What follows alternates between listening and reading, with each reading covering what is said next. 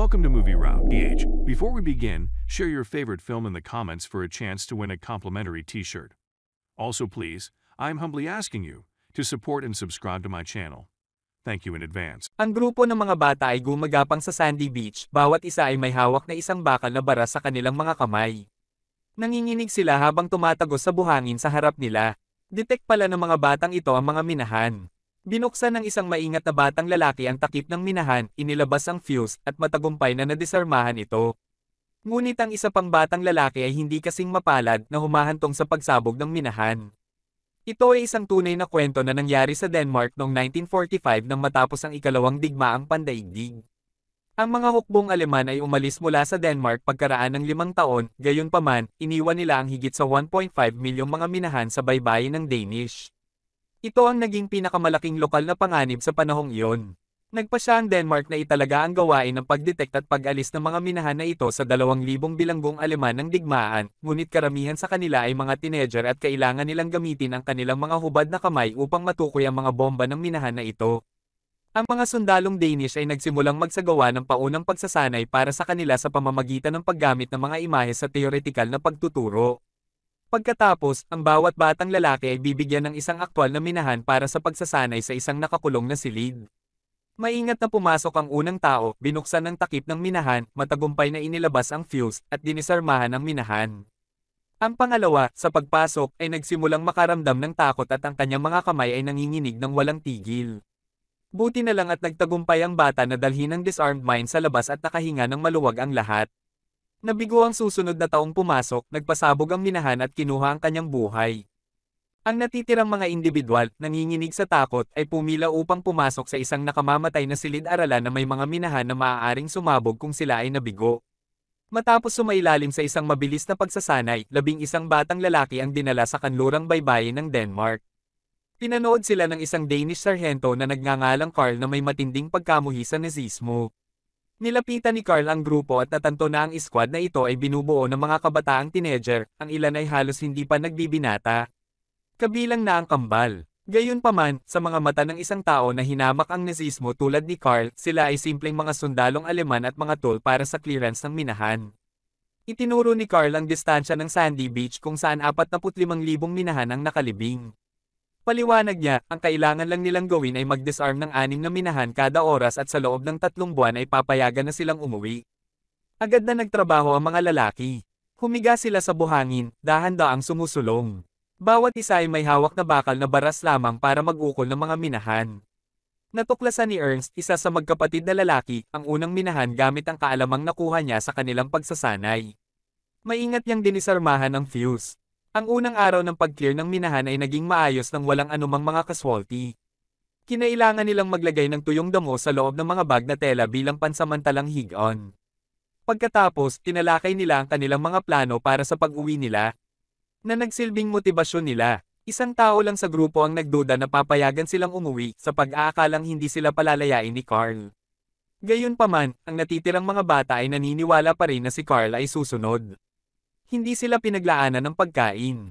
Napansin ni Ernst ang isang Danish na batang babae na naglalaro sa malapit at nilapitan siya upang simulan ng isang pag-uusap.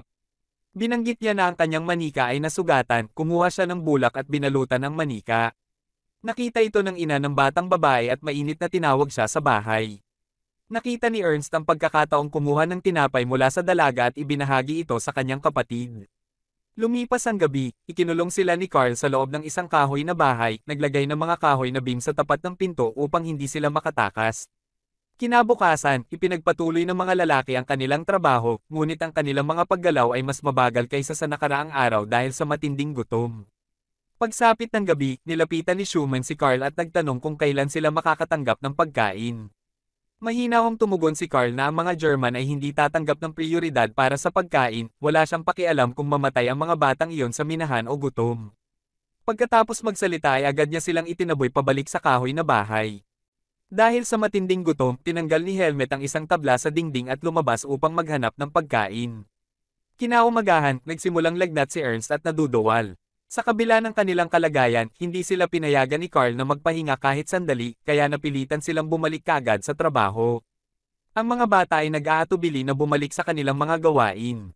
Nagsimula ring magpakita si Willem ng mga katulad na sintomas, ngunit hindi niya makontrol ang kanyang pagsusuka. Nang makita ito, pumunta si Schumann upang suriin si Willem at sa sandaling iyon pagkatapos ng pagsabog, ang magkabilang braso ni Willem ay naputol at siya ay sumigaw sa sakit na nagpapahayag ng kanyang pagnanais na umuwi. Nakatayo lang at nanunood ang mga kalapit niyang kaibigan. Sumigaw si Ernst para humingi ng tulong, umaasang may tutulong sa kanila. Malamig na isinara ng isang babae mula sa kalapit na bukid ang pinto. Carl, sa puntong ito, lahat ay nagsimulang magpakita ng mga katulad na sintomas, sama-samang pagsusuka. Aktibong inamin ni Helmet na dahil sa matinding gutom noong nakaraang gabi, nakalusot siya sa kalapit na bukid at nangalap ng ilang butil para pakainin ang lahat. Tinanong ito ni Carl sa babaeng nagtatrabaho sa bukid. Sinabi niya sa kanya na ang mga butil ay kontaminado ng dumi ng daga. Pagkasabi nito, kontento siyang ngumiti, natutuwa sa katotohanan na ang mga may sakit ay mga Aleman. Inutusan ni Carl ang mga bata na pumunta at kumuha ng tubig dagat at patuloy na uminom hanggang sa maisuka nila ang mga kontaminadong butil. Pagkatapos ay pinaligo niya ang mga lalaki. Pagkatapos ng lahat, pumunta si Carl sa ospital para bisitahin si Willem, ngunit ibinalita sa kanya ng nurse na ang bata ay pumanaw kaagad pagkatapos dumating. Nagsimulang nakonsensya si Carl sa hindi pagpayag sa mga bata na kumain ng palihim. Nagnakaw siya ng ilang tinapay mula sa supply ng militar na dinala para sa mga bata. Na lahat ay napansin ng detenyente. Iniwan ni Carl ang tinapay sa harap ng pinto at tinawag ang mga bata para magising at umalis, kunwari walang nangyari. Ang mga gutom na bata, pagkatapos ng mga araw ng gutom, sa wakas ay nakakita ng pagkain at nilamon ito ng buong pananabik. Nang makita ang umaasang mga mata ng mga bata, tumingin si Carl, sinabing mabilis na naghihilom ang mga sugat ni Willem at malapit na siyang makauwi. Ang mga bata ay nagpakita ng malinaw na kagalakan, gayunpaman. Dahil sa pagkawala ng isang tao, ang bawat bata ay kailangang mag-disarm ng 8 minahan sa loob ng isang oras. Nagpatuloy ang mga bata sa kanilang trabaho habang masayang nakikipag-chat tungkol sa kanilang mga plano sa sandaling umuwi sila. Ang mga batang ito ay hindi nagreklamo o sinisisi ang sinuman dahil alam nilang tinutubos nila ang mga pagkakamali na dulot ng ibang sundalong Aleman. Nang gabing iyon, minamaltrato ng isang lasing na grupo ng mga sundalo ang mga batang nagtampo sa takot at hindi ng ahas na lumaban. Nagmadaling nakialam ang kanilang mga kasama para lamang tutukan sila ng baril ng mga sundalo. Nang malapit na silang magbaril, pumasok si Carl at sinabi sa kanila na ang pagpatay sa mga batang ito ay mangangailangan ng paggamit ng sarili nilang mga tao para mapawi ang mga bomba. Dahil sa galit, umalis ang mga sundalo kasama ang tinyente na pinapayuhan si Carl na huwag kalimutan ang ginawa ng mga Aleman sa kanilang bansa noon. Nabanggit ni Carl na hindi alam ng mga batang ito kung ano ang nangyari o kung bakit may mga minahan dito. Kinabukasan, natukoy ni Schumann ang isang double mine, isang uri na partikular na idinisenyo upang i-target ang mga clearer ng minahan. Malakas ang sigaw ng bata para mag-ingat ang lahat pero walang nakarinig sa kanya. Masaya si Werner matapos matagumpay na i-defusing ang isang minahan, hindi alam ang tawag ng kanyang kapatid. Agad namang sumabog ang double mine nang babalaan siya ni Ernst. Nang maalis ang alikabok, sumugod si Ernst sa lugar, umiiyak at tinawag ang pangalan ng kapatid, ngunit naputol ang kanyang kapatid. Tumakbo si Carl papunta sa pinangyarihan pero wala siyang magawa. Labis na nabalisa si Ernest, paulit-ulit niyang sinabing kailangan niyang bumalik at hanapin ang kanyang kapatid. Naglingkod si Carl ng isa pang pampakalma at umupo sa tabi ng batang nagugulumihanan para aliwin ito. Natanto ni Carl na ang binatilyong nasa harapan niya ay hindi miyembro ng rehimeng Nazi kundi isang batang walang magawa na nananabik na makauwi ngunit malungkot na nawalan ng kapatid.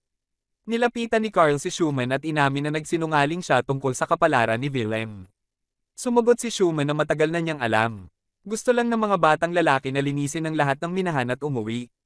Binigkas ni Carl ang isang pangungusap na hindi pa niya nasabi noon, huwag kang mag-alala, magiging maayos ka. Nang gabing iyon, hindi na nilock ni Carl ang pinto, saka nagpunta sa military supply para kumuha ng tinapay para sa kanila. Kinabukasan, masaya ang mga bata dahil pinayagan sila ni Carl na makapagpahinga. Sabay silang naglaro ng soccer sa beach.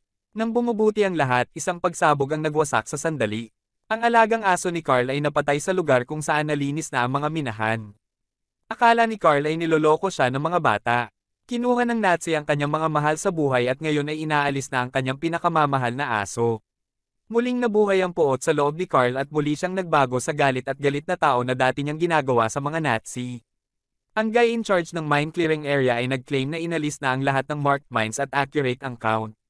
Hindi pinansin ni Carl ang kanyang pahayag, tinatrato siya na parang aso, naghagis ng bola at hinaplos sa ulo, pinupuri siya bilang isang mabuting aso. Tapos inutusan niya ang lalaki na lumuhad at matutong tumahol na parang aso. Nawalan na ng pananampalataya si Carl sa lalaki. Inutusan silang suriin muli ang nalinis na lugar kung may mga minahan. Nagprotesta ang isang bata, pero nagalit si Carl at paulit-ulit siyang sinampal sa sandy beach. Nag-uugnay ang mga braso ng mga bata at nabuo ang linya, ginamit nila ang kanilang sariling katawan upang mag-usisa sa lupa para sa natitirang mga minahan. Dahil hindi na kontento sa pagmamalupit ni Carl, nagpa siya ang batang sinampal na tumakas. Kumapit pa rin si Schumann sa paniniwalang kapag nalinis na nila ang lahat ng minahan, papayagan na silang umuwi. Kinabukasan, biglang sumugod ang babaeng taga-bukid patungo sa bahay. Lumuluha siya, desperado na humihingi ng tulong para sa kanyang anak. Dali-dali siyang sinundan ng mga lalaki palabas. Nakipagsapalaran pala ang kanyang anak sa isang minahan para maglaro. Agad na bumaba si Schumann at naghanda na linisin ang mga minahan. Nilapitan ni Carl ang bahay at nakitang bukas ang pinto na tanging si Ernst lang ang nasa loob. Akala niya ay tumakas na ang iba. Pumunta siya sa beach at nakita niya ang mga ito na matapang na nagtatrabaho upang iligtas ang batang babae. Biglang lumapit si Ernst sa minefield, walang pag-aatubili na dumaan sa protective barrier. Dumiretso siya sa tabi ng dalaga, inaliw ito tulad ng dati, nag-alaga sa manika nito at nagsalita tungkol sa pag-miss sa kanyang kapatid. Marahang hinawakan ng dalaga ang kamay nito na tila naaaliw sa kanya. Iniabot ni Ernst ang dalaga kay Schumann at hindi na natigilan kahit na tinawag siya ng iba. Ngumiti lang siya at umiling bago nagpatuloy sa minefield. Umalis na siya sa mundo para sumunod sa kapatid. Si Schumann, ang pinaka-resilient sa kanilang lahat, ay hindi napigilan ng kanyang mga iyak. Lumapit sa kanya si Carl, pilit na nag-aalok ng kapanatagan, tiniyak sa kanya na malapit na silang umuwi. Nakaupo lang si Carl, nakatingin sa unahan, nagmumuni-muni sa mga batang buhay na nawala sa kanyang harapan. Ramdam ang bigat ng kanyang emosyon. Matapos ang 3 buwan, natapos na nila ang kanilang gawain at pauwi na sana sila. 6 na bata ang nagload ng huling mga minahan sa isang truck at masayang tinatalakay ang kanilang mga plano para sa hinaharap. Puno ng tuwa at pag-asa ang kanilang mga mukha. Ang malakas na pagsabog ay tumama na naglulubog sa isang sulok ng kalangitan sa isang ulap ng itim na usok. Nagmadali si Carl at ang kanyang mga kaibigan sa pinangyarihan, ngunit ang tanging nakita nila ay isang bante ng mga guho. Ang natitirang 4 na batang lalaki ay natapos na ang kanilang misyon bago ang deadline. Gayunman, sa kanilang mga batang mukha ay walang anumang mga palatandaan ng kagalakan o kaligayahan. Nakatayo ang mag-ina sa bukid at nagmamasid habang paalis ang truck. Ngunit sa halip na umuwi, dinala sila sa mas malaking minahan na naglalaman ng 72,000 minahan. Lahat ng pangako ng pag-uwi ay kasinungalingan. Noong una, walang balak na hayaan ng mga batang ito na bumalik ng ligtas. Maging si Carl ay naloko. Sinubukan niyang gumamit ng mga banta upang pilitin ang pagpapalaya sa mga bata, nais na tuparin ang kanyang pangako sa mga lalaki. Gayunpaman, ang mga mas mataas na pagtaas ay nanatiling matibay at tumanggi. Nakatanggap ng sulat ang leader ng mine clearing team. Lumabas sa linya ang 4 na batang may pangalang tawag at pagkatapos ay isinakay sila sa isang sasakyan. Hindi nila alam kung saan patungo ang sasakyang ito. Sa kalaunan, bigla nilang nakita si Carl. Nangako siyang iuwi ang mga bata kaya inilapit niya sila sa hangganan at binigyan sila ng pagkakataong makabalik sa kanilang bansa. Nagdesisyon si Carl na maglabas ng pecking order, sinadya niyang palayain ang 4 na nakaligtas na bata matapos ang operasyon ng mine clearing na nagpapahintulot sa kanila na makatawid sa hangganan at makabalik sa kanilang bansa. Sa pananaw ng isang sundalo, maaaring tingnan ito bilang paglabag sa mga utos, ngunit sa pananaw ng tao, ang pagkilos ni Carl ng kabaitan ay naging sanhi ng kalupitan ng digmaan na naglaho sa loob ng panloob na pagkatao ni Carl. Salamat sa mga batang ito, nagawa niyang disarmahan ang mga bomba ng puot sa loob niya. Thank you for watching Movie Route PH, and I hope you enjoyed the video. Don't forget to like and subscribe for more content like this one. And please comment down below what you think I should watch next. Thank you again, and I'll see you in the next video.